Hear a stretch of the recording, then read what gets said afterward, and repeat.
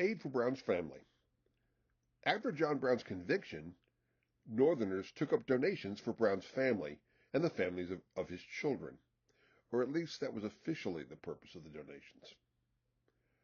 Thaddeus Hyatt, the former secretary of the Emigrant Aid Society, which had supplied John Brown with guns for his, quote, Kansas work, agreed to be the treasurer. The New York Herald, a Democratic newspaper, observed that the money raised might be, and the Herald suggested would be, diverted to a second Harper's Ferry type of raid. Aid for Brown's family. We have always said that the Republican leaders sympathized with the convicted rebel, John Brown, and with the abortive revolution in which he played the principal role. Some of them, fearing the consequences of legal complicity, have denied or half denied that they were conspirators in the plot or took any active part in furthering the outbreak at Harper's Ferry.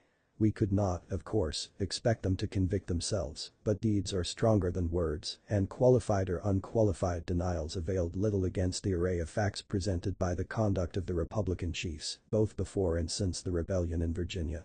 If sufficient legal proof for a conviction cannot be produced against them, neither would they, if placed on trial tomorrow, be fully acquitted in the minds of the people, whatever a jury might be compelled to do in the absence of overwhelming positive proof. The most they could be entitled to is the Scottish verdict, not proven. Grave suspicion cannot fail to attach to their skirts, and there can be no doubt that they are guilty of moral treason, and that their speeches, their writings, private and public, and their acts, have stimulated John Brown and his associates to the deeds of murder and treason for which they are to suffer, while the originators and fomenters of these crimes escape unwhipped of justice. Since Brown's arrest and conviction, they have endorsed him in the most decided manner. Their lectures, letters, speeches, and editorials have proclaimed him a hero and expressed the warmest sympathy with the criminal and his cause. But now we have to record something more practical and substantial than words: the subscription of money, the test of sincerity.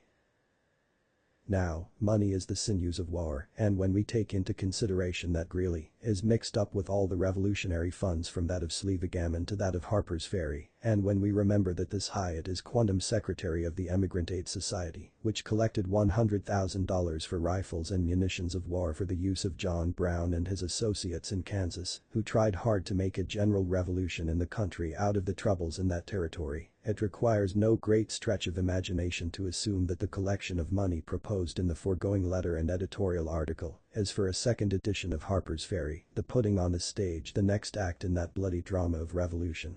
It is declared to be for the family of John Brown and his sons' families.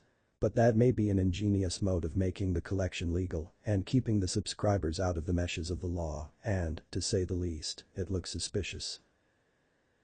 Hyatt, as we have said, was the secretary of the former revolutionary organization which collected so large a sum of money, and now, under the endorsement and encouraged by Greeley, he is at work again. When Colonel Forbes was about to start for Kansas to organize and discipline the revolutionary forces there, Greeley gave him and Hyatt a dinner together, at which he accompanied the colonel to the railroad depot on his way to the revolutionary field, and gave him $20 to help him along, at the same time telling him if there was to be any fighting to write to let him know that he, Greeley, would be on hand. Charleston, Mercury, November 21, 1859.